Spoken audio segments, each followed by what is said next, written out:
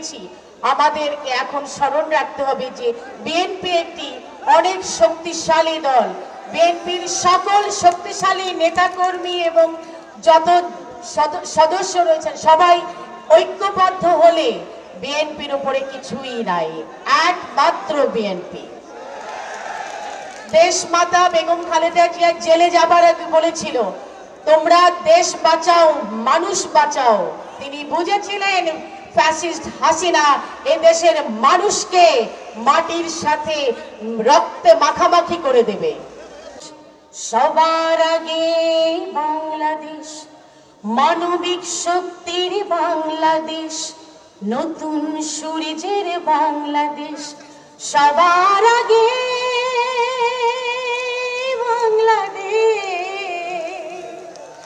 সবার আগে বাংলাদেশ। অবস্থায় পড়েছি 17 বছর অনেক অনেক কষ্ট সহ্য করে আমাদের নেতা কর্মীদের জীবন বিপন্ন করে, তাদের সামাজিক জীবন, পারিবারিক জীবন, সন্তানদের জীবন সবকিছু তছনছ করে দিয়ে গেছে এই ফ্যাসিস্ট সরকার। তারপরে আমরা পেয়েছি এই ছাত্র জনতার অভ্যুত্থানের মধ্যে দিয়ে তাজা রক্তের ফোঁটায় ফোঁটায় আমরা পেয়েছি নতুন স্বাধীনতা। সেই থেকে আমরা সেই আন্দোলনে আছি।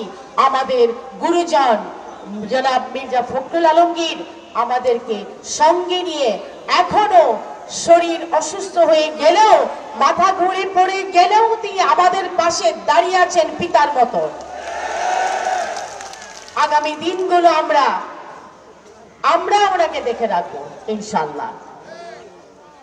আমি বক্তব্য শেষ করে দিচ্ছি এবং সকল আমাদের এখানে মিডিয়া কর্মীরা রয়েছেন, সংবাদপত্র কর্মী রয়েছেন, তাদেরকে অভিনন্দন জানাই যে আপনারা কষ্ট করে দুপুর থেকে এখানে আছেন। Thank you so much. এইসব অনুষ্ঠানগুলো একটু কভার করবেন, কারণ আমরা তো অন্য দেশের মতো করে নেগেটিভ ন্যারেটিভ দিতে পারি না, তো আমাদের এগুলো পজিটিভ গুলো তুলে ধরতে হবে।